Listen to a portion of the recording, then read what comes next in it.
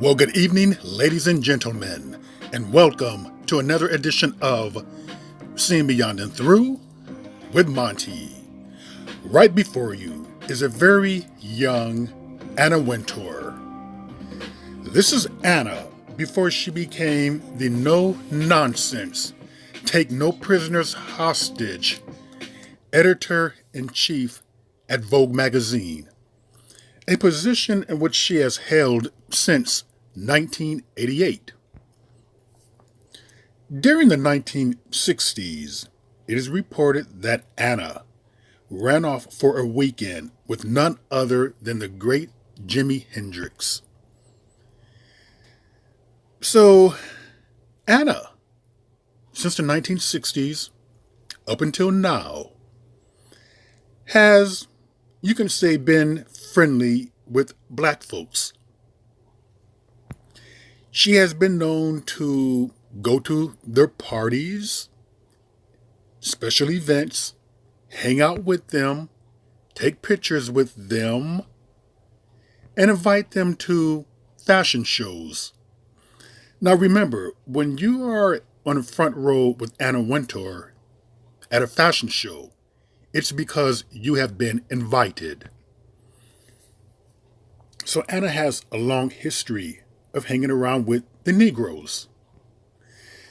So it is very odd and very strange that Anna, with her history of hanging around with black folks and seemingly having somewhat of a cordial relationship with black folks, it's very odd that she would do something this month. Very strange. But I just digress just a bit. Here she is with Serena Williams. Supposedly, they are good friends. Now, I think those are what you can call friends with benefits. And I do not mean of the sexual kind.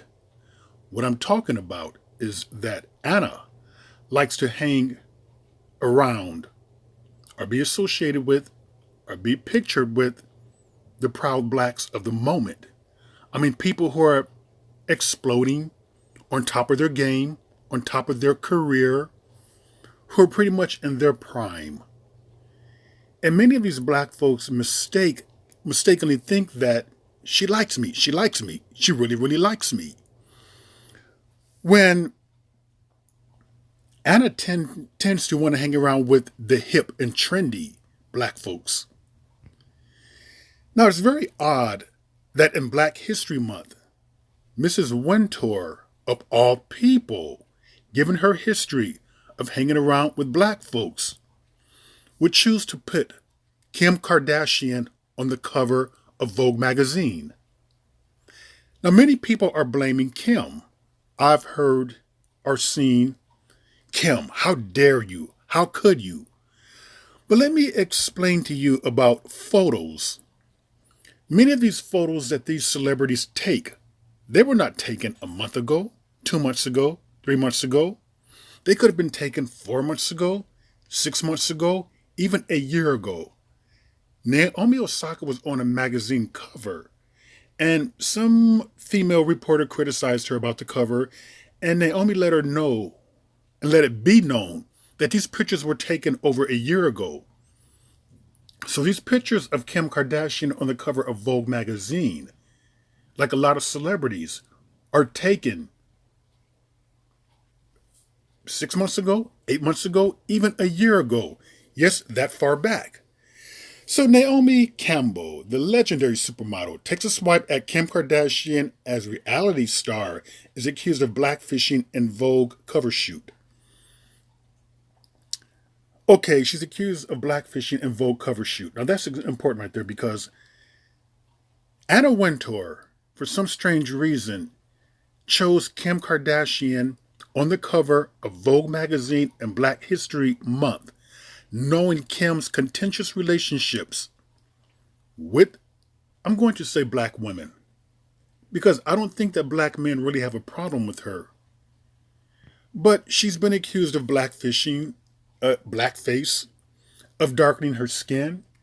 So one would have to wonder, why would Anna Wintour, seemingly a champion of black folks, of wanting to advance black people, even admitting during George Floyd that she was sorry, she issued an apology for Vogue magazine and being complacent towards racism because they have not put black, what did she say, editors, their words up there. Pretty much they have not hired enough black staff, as she had put it. So Kim Kardashian graces the cover of Vogue magazine this month. And ironically, it says right here, Kim Kardashian channels her inner black woman. Now, many people who are blaming Kim for this cover, your blame and anger, resentment, or whatever is misplaced. This is Anna Wintour who made this decision. So one would have to wonder, why would a woman who is constantly photographed with black celebrities choose to gaslight at this particular time of the month? Why would a woman who has in the past apologized for racist tendencies at her magazine, at her company, do something like this? This was intentional. She knows the history of black peoples. Sometimes disenchantment with Kim Kardashian and the Kardashians. She knows that. She's aware of it. She keeps in touch and informed of pop cultures and things that are going on. So you really have to wonder what is going on with her. See, I don't necessarily think that she's a friend of black people. As I've stated before, if you're up and coming, if you're a superstar, if you're hip and trendy, she'll hang out with you. I think regardless of your color. I really do. But this woman right here, didn't someone try to warn us about her in the name of Andre Leon Talley? But many people chose not to pay attention. And many celebrities, black celebrities, people in general, just don't care. I really don't. Even if this person is a racist, have racist tendencies, have practiced racism, has admitted to it, as long as she's powerful, she's rich, I just don't think black people care. Too many black people are swayed by money. They're swayed by popularity. You could be a billionaire and be a crappy person. Black people will still love you for some reason. Ex-Vogue editor Andre Leon Talley says Anna Wintour is not capable of human kindness. And if anyone should know, Andre would know better than anyone. I believe him. Look at what he wrote here. Andre Leon Talley chronicled his history with Anna Wintour in his 2020 book, The Chifton Trenches, a memoir. Talley said of Wintour in his memoir, she is not capable of simple human kindness. I would love for her to say something human and sincere. He wrote that. Now, there has been reports stating that towards the end of his death, they had a reconciliation, that supposedly some fences were mended. But you know what I think that was about? If you can't remember, he was being evicted. Andre was being evicted. And it seemed like he wanted a job. So I think that had Anna would have offered him his job back with what he knows about her, everything he said about her, I think he would have went back to Vogue. Because I think that sometimes in a toxic environment with people who are abusive, when you have been dealing with them for so long, you develop a certain armor. You develop a certain technique, so to speak, capabilities in knowing how to deal with them. And I think that he was reconciling with her to get back into her good graces so she can hire him back. But here they are together, and from what he states, it seemed like to me that she was never really his friend. He was more of like her friend, so to speak, or more looked up to her, but I think that was an imbalance of power by her being the boss. And it seems like everything that he wrote about her, not capable of human kindness, I would like for her to show sincerity. She's done it. She's proved it. This man would know. During Black History Month, a woman who ran off with Jimi Hendrix for a weekend in the 1960s, having her pictures taken with black celebrities here and there, all around the globe, admitting that her company was complacent in racism. She's apologizing for it. And here she is, puts Kim Kardashian on the cover of Vogue during Black History Month. Above all things, stating that Kim channels her inner black woman.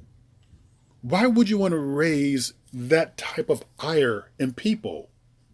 Why would you want to gaslight? Why would you want to provoke? She's the one who put Kim on the cover, or who allowed this to go through. She sees everything.